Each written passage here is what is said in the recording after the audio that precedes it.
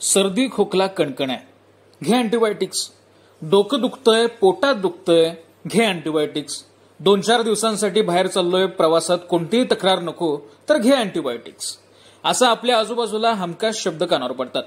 त्यात भर म्हणजे कोरोनाची. ही कोरोनाची साथ आल्यापासून लोकांमध्ये अँटीबायोटिक्स घेण्याची सवय वाढली आहे. डोकेदुखी, ओटीपोटात दुखणं आणि खोकला, सर्दी अशा त्रासावर कित्येक लोक डॉक्टरांचा सल्ला न घेताच अँटीबायोटिक्सचे सेवन करतात. त्यामुळे त्वरित आराम तर मिळतोच, पण त्यामुळे शरीराचे काय नुकसान होतं याचा तुम्ही कधी विचार केलाय का? या संदर्भातच आपण डॉक्टर साई प्रसाद यांच्याशी बातचीत करणार आहोत.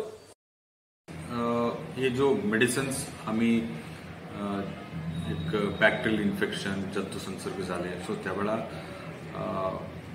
वापरले जातो. हे मेडिसिन्सला आम्ही अँटीबायोटिक्स म्हणतो.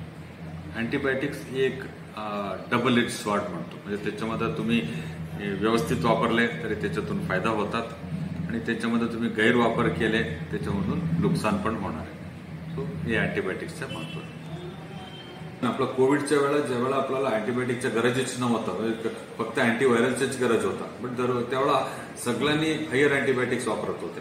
So flu, viral infection, even dengue, malaria यांच्यामध्ये अँटीबायोटिक्सचा काय रोल नाही.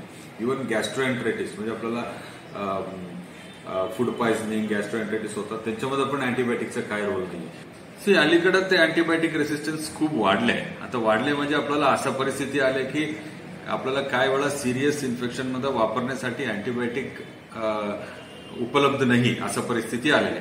आणि पूर्वी कसं होता, ते अँटीबायोटिक रेसिस्टन्स फक्त हॉस्पिटलला ऍडमिट असलेले रुग्णांना आणि सिरियस पेशंटमध्ये रेसिस्टन्स व्हायचा. आता इव्हन कम्युनिटीमध्ये म्हणजे लोकांना जो रेग्युलर इन्फेक्शन्स होतात त्यांना एक्सपोज झालेला नसतो, तसं कम्युनिटीमध्ये पण जवळजवळ 60%-70% लोकांच्या इन्फेक्शनमध्ये अँटीबायोटिक रेसिस्टन्स दिसतात. तो हे आपला कम्युनिटीसाठी आणि लॉंग टर्मसाठी हे चांगल्या गोष्टी नाहीये. सो याच्यासाठी आपल्याला एक सिरियस डिस्कशन होणे आणि त्याच्यासाठी काय आपल्याला एक मार्ग काढणे हे खूप महत्वाचा मुद्दा आहे. सो ज्या वेळा तुम्हाला गरज नाही त्या ठिकाणी अँटीबायोटिक्स वापरतो, त्यावेळेला ऍक्च्युअली ज्यावेळेला तुम्हाला गरज आहे त्यावेळेला हे अँटीबायोटिक्स काम करत नाही. सो हे अँटीबायोटिक्सचा गैरवापरमुळे आपल्याला अँटीबायोटिक्सचा रेसिस्टन्स खूप दिसायला लागला. आणि इव्हन हॉस्पिटल्समध्ये काय होत आहे, खूप वेळा हायर अँटीबायोटिक्स आम्ही प्रायमरी लेवलला ओपीडी प्रॅक्टिसमध्ये वापरले जातो. सो त्यावेळेला पेशंट सिरियस इन्फेक्शन होऊन हॉस्पिटलला ऍडमिट होतात, त्यावेळेला आपल्याला हायर अँटीबायोटिक्सच वापरायला लागतात. आणि खरंच जो पेशंटला हायर अँटीबायोटिक्सची गरज आहे त्यावेळेला ते अँटीबायोटिक्स काम करत नाही. ही एक सिरियस इश्यू आहे. असं नाही की सगळं आजारीला अँटीबायोटिक्स द्यायला पाहिजे असं नाही. आता काही व्हायरल इन्फेक्शन्समध्ये अँटीबायोटिक्सची गरज नाहीये, बट फक्त अँटीबायोटिक्स एकतरी फायनान्शियली जो गरज नाही तिथे आम्ही खर्च करतो. दुसऱ्या गोष्टी अँटीबायोटिक्सचे पण साईड इफेक्ट्स असतो.